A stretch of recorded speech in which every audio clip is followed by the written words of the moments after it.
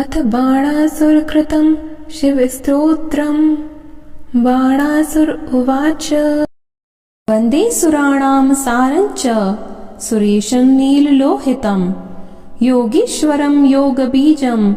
योगिनां च गुरोर्गुरुं ज्ञानानन्दं ज्ञानरूपं ज्ञानबीजं सनातनं तपसां फलदातारं दातारं सर्वसम्पदाम् तपोरूपं तपोबीजं तपोधनधनं वरं वरं वरेण्यं वरदमीड्यं सिद्धै गणैर्वरे कारणं भुक्तिमुक्तीनां नरकारणवतारणम् आशुतोषं प्रसन्नास्यं करुणामय सागरं हिमचन्दन कुन्देन्दु कुमुदाम्भोज सन्निभं ब्रह्मज्योतिस्वरूपं च भक्तानुग्रह विग्रहम् विषयाणां विभेदेन विभ्रन्तं बहुरूपकं जलरूपम् अग्निरूपम् आकाशरूपमीश्वरम् वायुरूपं चन्द्ररूपं सूर्यरूपं महत्प्रभुम् आत्मनः स्वपदं दातुं समर्थमवलीलया भक्तजीवन भीषं च भक्तानुग्रह कातरं वेदानाशक्तायं स्तोतुं किमहं स्तौमितं प्रभुम् अपरिचिन्नमीशानमहो वाङ्मनसोः परं व्याघ्रचर्माम्बरधरं वृषभस्थं दिगम्बरं त्रिशूलपट्टिशधरं सस्मितं चन्द्रशेखरम् इत्युक्त्वा स्तवराजेन नित्यं बाणः सुसंयतः प्रणमेच्छ शङ्करभक्त्या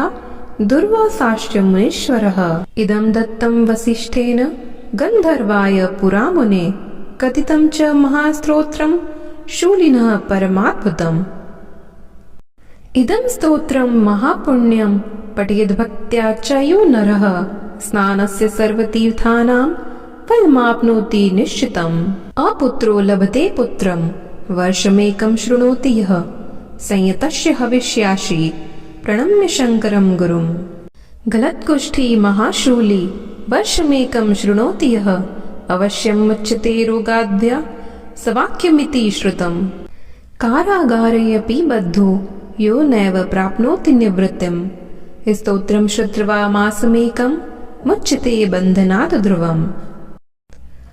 भ्रष्टराज्यो लभेद्राज्यं भक्त्या मासं शृणोति यः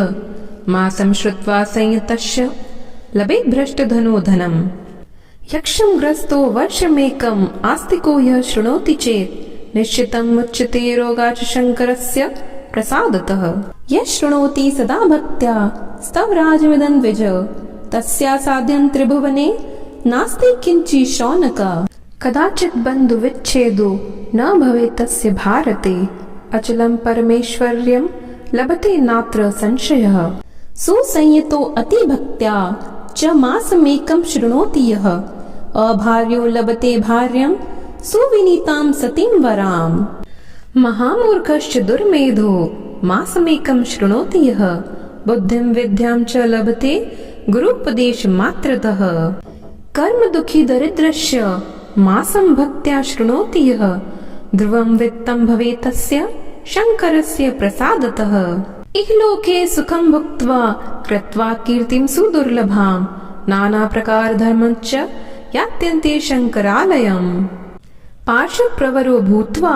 सेवते तत्र शङ्करं यः शृणोति त्रिसन्ध्यं च नित्यं स्तोत्रमनुत्तमम् इति श्री ब्रह्मवैवर्तपुराणे बाणासुरकृतं शिवस्तोत्रं संपूर्णम्।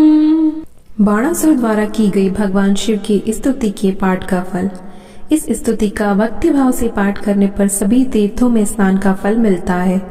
पुत्र प्राप्ति की इच्छा रखने वाला मनुष्य यदि 1 वर्ष तक संयम पूर्वक रहकर सात्विक भोजन कर इस स्तोत्र का पाठ करे तो उसके पुत्र की अभिलाषा अवश्य पूरी होती है।